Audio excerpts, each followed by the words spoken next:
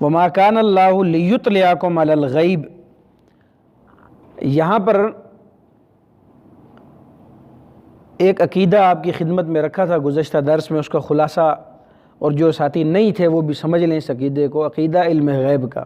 یہ اس آیت کی روشنی میں اللہ رب العزت کی ذات فرما رہی ہے کہ اللہ جسے چاہتا ہے اسے غیب کی خبر پر اطلاع دیتا ہے، غیب کی خبر انہیں بتلا دیتے ہیں۔ کن کو؟ اپنے انبیاء میں سے جنہیں چاہیں، اپنے رسول میں سے جسے چاہیں، انہیں اللہ رب العزت کی ذات بعض امور غیبیہ میں سے چیزوں کی اطلاع فرما دیتے ہیں، بتا دیتے ہیں۔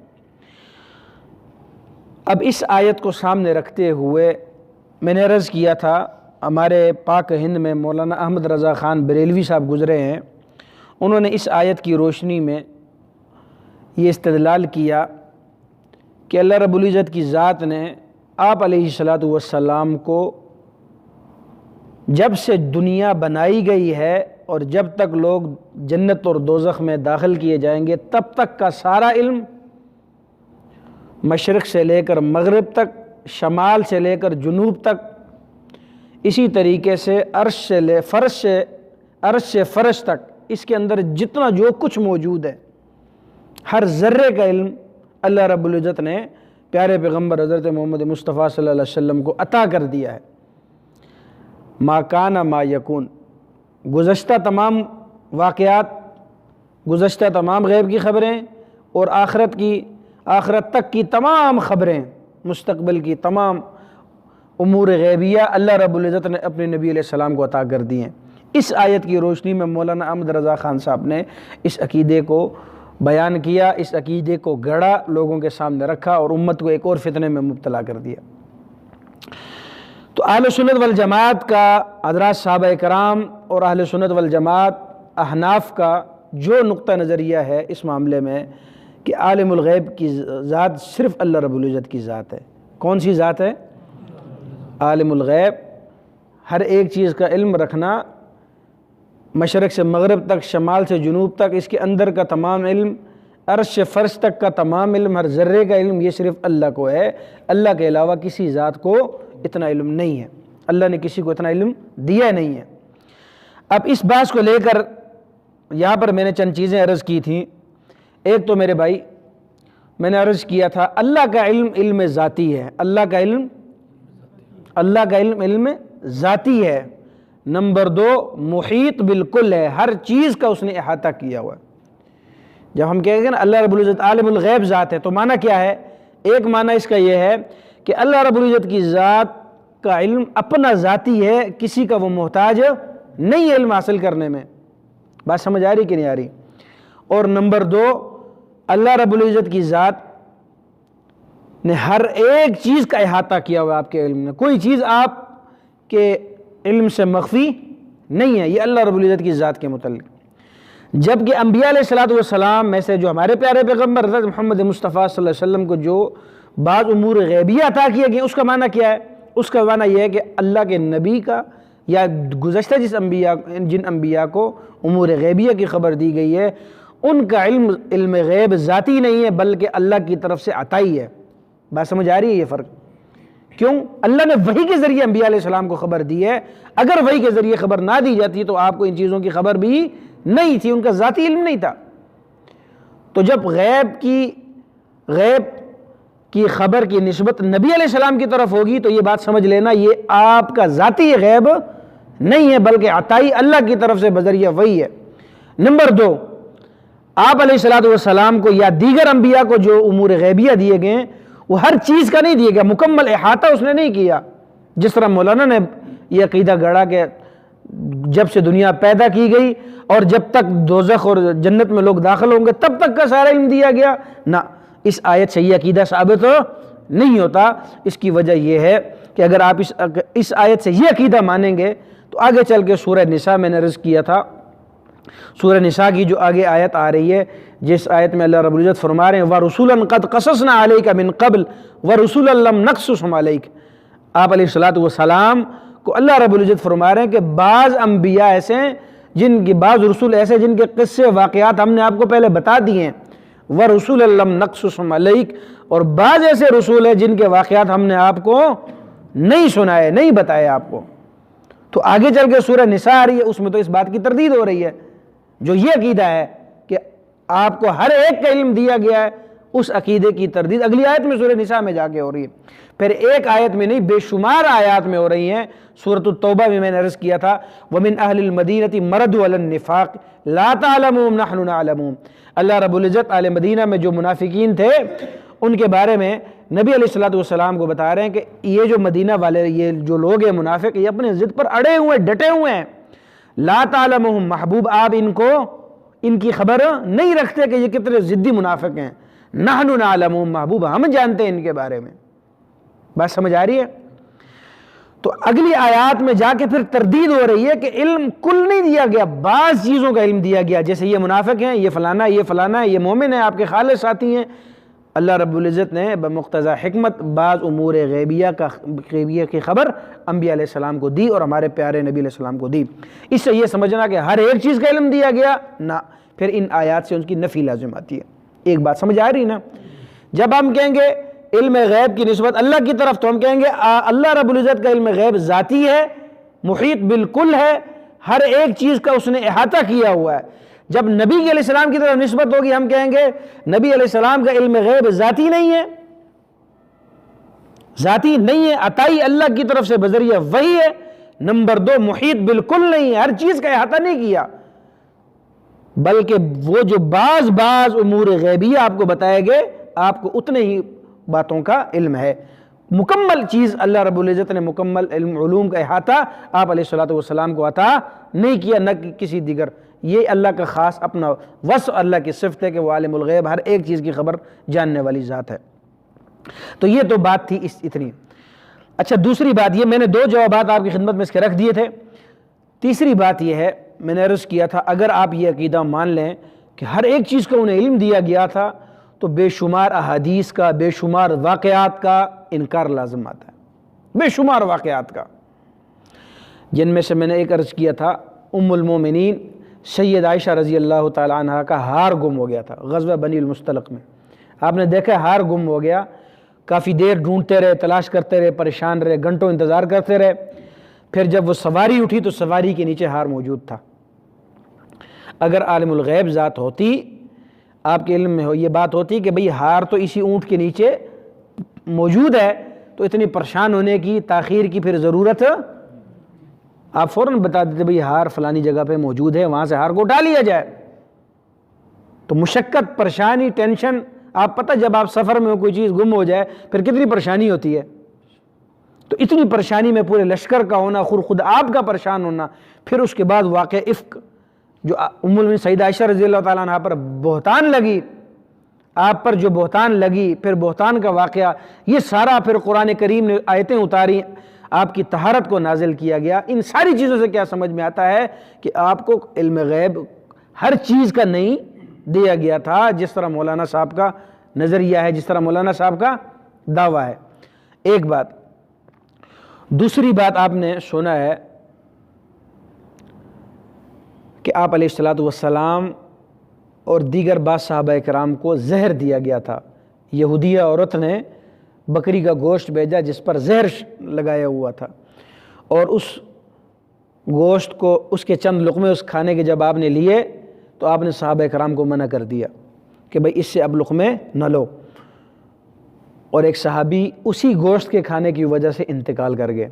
اور خود رسول اللہ صلی اللہ علیہ وسلم فرماتے ہیں مرض الوفات میں آپ نے اس زہر کا جو آپ نے چند لقمے کھائے تھے، اس کی شدت کو، تکلیف کو آپ نے مرض الوفات میں محسوس کیا کہ نہیں کیا؟ آپ نے، آپ خود فرما رہے ہیں کہ مجھے وہ جو زہر دیا گیا اس کی تکلیف محسوس ہو رہی ہے، اور صحابی ایک شہید بھی ہو رہے ہیں اسی زہر کے کھانے کی وجہ سے۔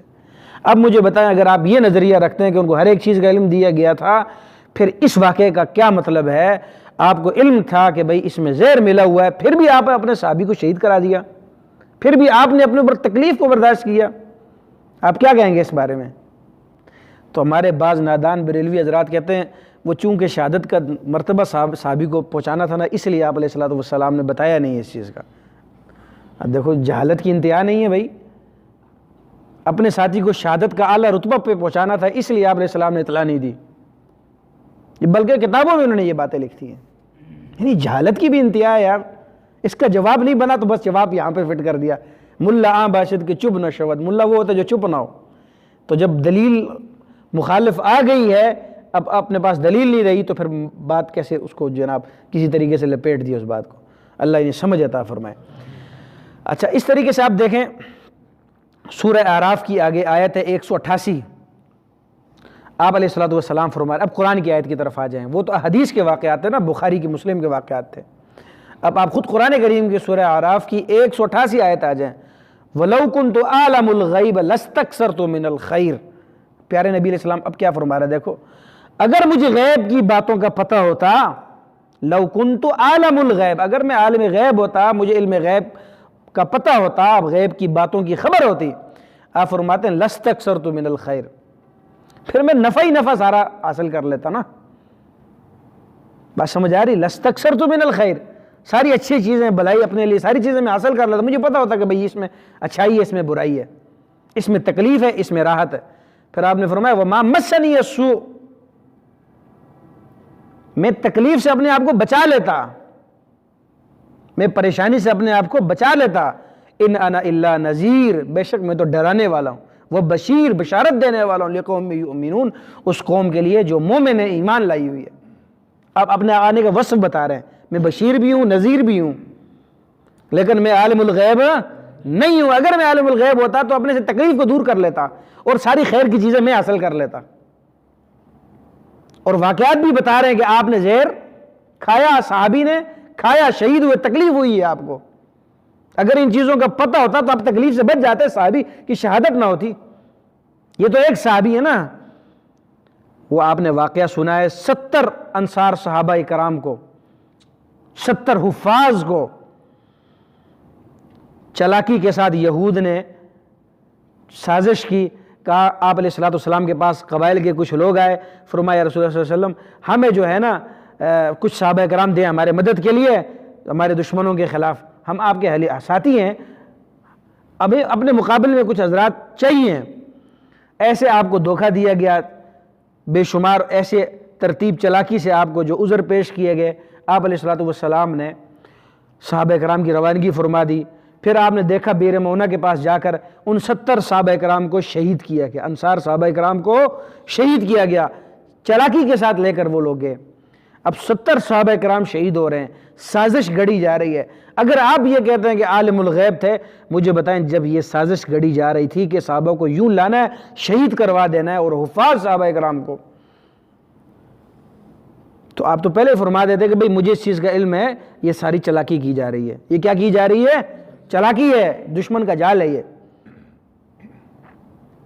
تو یہ اب یہ آپ ان سارے واقعات کا، ان آیات کا کیا معنی مطلب لیں گے کہ آپ علیہ السلام کو ایک چیز کا علم تھا مستقبل کا میرے بھائی، لیکن پھر بھی آپ نے صحابہ کرام کو بھیجا اور آپ ان کی چال کو نہیں سمجھ سکے اور آپ کو اس کی چال پر ادراک نہیں، آپ نے بھیجا اور وہ شہید ہو گئے۔ تو ان باتوں کا پھر آپ کیا معنی اور نظریہ بیان کریں گے امت کو؟ سمجھ آ رہی کہ نہیں آ رہی؟ اس طرح آپ بے شمار دلائل ہیں میرے بھائی، بے شمار دلائل ہیں۔ ایک آدھا واقعہ اور آپ نے وہ واقعہ سنا ہوگا، حضرت جبرائیل علیہ السلام وعدہ فرما کر گئے کہ میں اللہ کے نبی فلاں وقت آؤں گا، لیکن آپ وقت ہو چکا ہے، وقت موعود آنے کا جو جس پر وعدہ کیا ہے، لیکن حضرت جبرائیل علیہ السلام تشریف نہیں لا رہے، گھر کے باہر ہیں۔ آپ علیہ السلام پریشان ہیں کہ جو وقت مجھے بتایا گیا تھا، اللہ رب العزت کی طرف سے جب ایک بات لکھ دی جاتی ہے، مقرر کر دی جاتی ہے، اس کے خلاف نہیں ہوتا۔ جب حضرت جبرائیل نے بتایا کہ میں آؤں گا، پھر آئے وہ کیوں نہیں ہے؟ کیا وجہ ہے؟ کوئی معاملہ تو ہے۔ کافی دیر بعد معلوم ہوا، کافی دیر بعد آپ نے دیکھا کہ چارپائی کے نیچے ایک چھوٹا کتے کا بچہ گھسا ہوا ہے۔ آپ نے ام المومنین سیدہ عائشہ رضی اللہ تعالیٰ عنہ سے پوچھا یہ کتا کب آیا اندر؟ تو ام المومنین نے جواب دیا مجھے بھی نہیں پتا یہ کب آیا۔ آپ نے فرمایا اس کو فوراً گھر سے باہر نکالو۔ جب کتے کو گھر سے باہر نکالا گیا، حضرت جبرائیل علیہ السلام گھر میں داخل ہوئے، یہ بخاری کی روایت ہے۔ جب گھر میں داخل ہوئے تو فرمایا یا رسول اللہ صلی اللہ علیہ وسلم، جس گھر میں کتا ہو اور اسی طریقے سے تصویر ہو، ممنوع تصویر جس گھر میں ہو، اس گھر میں ہم داخل نہیں ہوتے، رحمت کے فرشتے اس گھر میں داخل نہیں ہوتے. آپ کی چرپائی کے نیچے کتا بیٹھا ہوا تھا، اس لیے ہم اس گھر میں داخل نہیں ہو رہے تھے. اب آپ اس وقت دیکھیں گھر میں کتا کب آیا، بیٹھا ہوا کہ نہیں ہوا، آپ علیہ السلام کو اس کا علم. اگر اس چیز کا علم تھا پھر پریشان ہونے کی ضرورت، انتظار کی ضرورت، اضطراب کی ضرورت کیا تھی؟ مضطرب تھے آپ کے. جبرائیل علیہ السلام نے وعدہ کیا اور آئے نہیں ابھی تک. اللہ کی طرف سے وعدہ تھا کہ بھیجوں گا، ابھی تک نہیں آئے. اور زوجہ سے پوچھ رہے ہیں یہ کب آیا ہے. سوال دیکھیں یہ کب آیا کتا. اگر پتہ ہے تو پوچھنے کا معنی. پھر آگے سے زوجہ کہہ رہی ہے مجھے نہیں پتا کب آیا. فرمایا اگلا نکالو اس کو گھر سے باہر. اس طرح میرے بھائی اگر بخاری مسلم کے آپ بے شمار واقعات اٹھائیں، خود قرآن کریم کی آیت اٹھائیں، تو آپ کو یہ عقیدہ واضح ہو جاتا ہے، صاف ستھرا نظر نکھر جاتا ہے یہ عقیدہ کہ عالم الغیب کی صفت یہ اللہ رب العزت کی ہے. کس کی ہے؟ اللہ رب العزت کی صفت ہے. بس اللہ کے علاوہ کسی کو یہ خاصا یہ صفت حاصل نہیں ہے.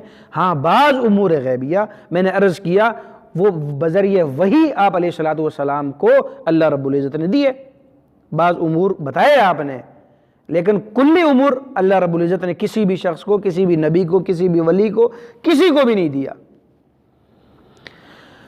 اور آپ کو یہاں پر ایک ملا علی قاری رحمۃ اللہ علیہ، مشہور حنفی عالم گزرے ہیں ملا علی قاری. آپ نے فقہ حنفی کا ایک فتویٰ نقل کیا. یہ دیوبندی بریلوی کی بات نہیں ہے، دیوبندی بریلوی کی پیدائش سے بہت عرصہ پہلے کی بات. آپ فرماتے ہیں کہ جو شخص آپ علیہ الصلوۃ والسلام کے متعلق یہ عقیدہ رکھے وہ عالم الغیب ہیں، غیب کی خبر جانتے تھے، ایسا نظریہ اگر کوئی رکھتا ہے تو فقہ حنفی یہ فتویٰ دے رہی ہے، فقہ حنفی کی روشنی کی صورت میں ایسا شخص قرآن کی یہ آیت قُلْ لَا يَعْلَمُ مَنْ فِي السَّمَاوَاتِ وَالْأَرْضِ الْغَيْبَ إِلَّا اللَّهُ، اس آیت کا صریح منکر ہے. اور جو قرآن کی اس آیت اور دیگر ان آیات کا انکار کرے وہ دائرہ اسلام سے خارج ہے، کافر ہے، مومن مسلم نہیں ہے. یہ ملا علی قاری شرح فقہ اکبر میں یہ نقل کر رہے ہیں فقہ حنفی کا فتویٰ.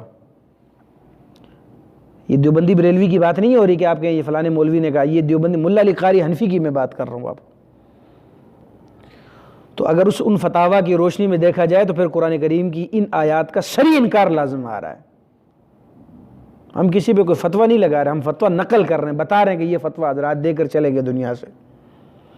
تو اس لیے میرے بھائی ایسا عقیدہ رکھنا کہ خود بھی گمراہ دوسرے کو بھی گمراہ کرے، اور پھر یہ سمجھے کہ یہ شاید نبی علیہ السلام کے مقام کو ہم بڑھا رہے ہیں. اپنے باطن میں یہ لوگ یہ سمجھ رہے ہیں کہ شاید ہم اگر یہ ٹائٹل آپ کے ساتھ لگائیں گے تو آپ کا مقام بلند ہو جائے گا. بھئی اللہ نے جو آپ کو مقام بلند عطا کیا ہے اس میں نہ کوئی کمی کر سکتا ہے نہ کوئی زیادتی. انسان کے بس میں نہیں ہے کہ ہم اپنی طرف سے کسی کا مقام متعین کرتے رہیں. جو اللہ نے مقام اپنے محبوب علیہ السلام کو دیا ہے، ہم سب کا عقیدہ یہ ہے بعد از خدا بزرگ تو یہ قصہ مختصر، اللہ کے بعد سب سے افضل ترین ہستی کائنات میں وہ ہے. وہ کون سی ذات ہے؟ وہ ہمارے پیارے پیغمبر حضرت محمد مصطفیٰ صلی اللہ علیہ وسلم کی ذات ہے. اللہ کے بعد ہے. اللہ کے ساتھ شامل کرنا زیادتی ہے، اور آپ علیہ السلام پر کسی ذات کو ترجیح دینا اللہ کے بعد یہ بھی زیادتی ہے. بات سمجھ آ رہی کہ نہیں آ رہی؟ تمام انبیاء میں افضل ہمارے پیارے پیغمبر مصطفیٰ صلی اللہ علیہ وسلم ہے. تو اللہ کے بعد سب سے افضل ہیں، اللہ کے بعد آپ سے کوئی افضل نہیں ہے، آپ ہی سب سے افضل ہیں. یہ ایک سنی کا عقیدہ ہونا چاہیے، یہ ایک خالص عقیدہ ہے. بخلاف اس کے اگر اپنی طرف سے ہم کوئی کہ اس سے مقام بلند ہو جائے گا یا اس سے مقام ادھر فٹ ہو جائے گا، یہ پھر ہم قرآن کی ان آیات کا کیا کریں گے؟ انکار کریں گے میرے بھائی. تو میں نے گزشتہ درس میں کافی آیتیں پڑھی تھی. وَعِندَهُ مَفَاتِحُ الْغَيْبِ لَا يَعْلَمُهَا إِلَّا هُوَ قُلْ لَا يَعْلَمُ مَنْ فِي السَّمَاوَاتِ وَالْأَرْضِ الْغَيْبَ إِلَّا اللَّهُ وَمَا يَشْعُرُونَ. اچھا یہ جو غیب کی خبر دی جاتی ہے اس کے بارے میں بھی قرآن نے کیا کہا؟ ذَلِكَ مِنْ أَنْبَاءِ الْغَيْبِ نُوحِيهِ إِلَيْكَ. یہ جو غیب کی خبریں ہیں نوحی الیک، ہم آپ کی طرف وحی کرتے ہیں، ہم آپ کی طرف وحی کرتے ہیں.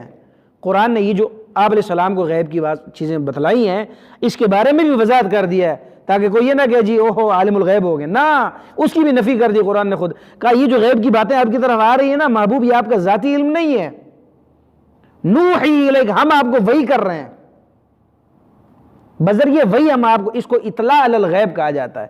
جس طرح ابھی ہم بھی ہیں، میں نے پہلے بھی عرض کیا تھا، کل کیا ہوگا، قبر میں کیا ہوگا، روز محشر کیا ہوگا، آخرت میں کیا ہوگا، پچھلی قوموں کے ساتھ کیا ہوا ہے، بنی اسرائیل کے ساتھ کیا ہوا ہے، حضرت موسیٰ علیہ السلام کون تھے، ان کی قوم کون سی تھی، تورات کیا تھا، یہ معاملات کیا تھے، کیا یہ امور غیبیہ میں سے نہیں ہیں؟ یہ سارے امور غیبیہ میں سے ہیں، لیکن یہ قرآن کے ذریعے محبوب علیہ السلام کے صدقے یہ ساری چیزیں ہمیں پتہ چل گئی ہیں۔ ایسا ہے کہ نہیں ہے؟ بھئی کل کیا ہوگا ہمیں کیا پتہ ہے اس چیز کا، لیکن یہ امور غیبیہ ہیں، اگلے عالم کی باتیں ہیں، لیکن یہ ساری چیزوں پر ہم ایمان رکھتے ہیں۔ کیوں؟ یہ اللہ نے امور غیبیہ آپ علیہ السلام کو عطا کیے، آپ نے امت کو تعلیم دی، آپ کے وساطت سے یہ غیب کی ساری باتیں ہم تک پہنچ گئی ہیں۔ اس کو کہتے ہیں اطلاع علی الغیب، غیب پر اطلاع دی گئی ہے۔ امید ہے کہ یہ بات، یہ موضوع سمجھ میں آ گیا ہوگا۔ اگر کوئی ایسا نظریہ رکھے جو قرآن کی ان آیات سے ٹکراتا ہو، اسے چاہیے اپنی اصلاح کر لے، کسی بھی مسلک کا ہو، کسی بھی فرقے کا ہو، اپنے مسلک کے اندر رہتے ہوئے کم از کم قرآن کریم کی ان آیات کو سامنے رکھے اور ان آیات کا انکار نہ کرے، ان آیات کا اپنی طرف سے کوئی معنی نہ گڑے، وہی معنی جو بنتا ہے، وہی معنی جو حضرات صحابہ اکرام نے، مفسرین نے لیا ہے، اسی کو سمجھے، تاکہ اپنا عقیدہ بھی درست رہے، دوسرے کا عقیدہ بھی خالص رہے، خود بھی گمراہ نہ ہو، دوسرے کو بھی گمراہ نہ کرے۔ اللہ رب العزت ہمیں عقل سلیم عطا فرمائے، اللہ رب العزت ہمیں سمجھنے کی توفیق عطا فرمائے۔ وآخر دعوانا ان الحمد للہ رب العالمین۔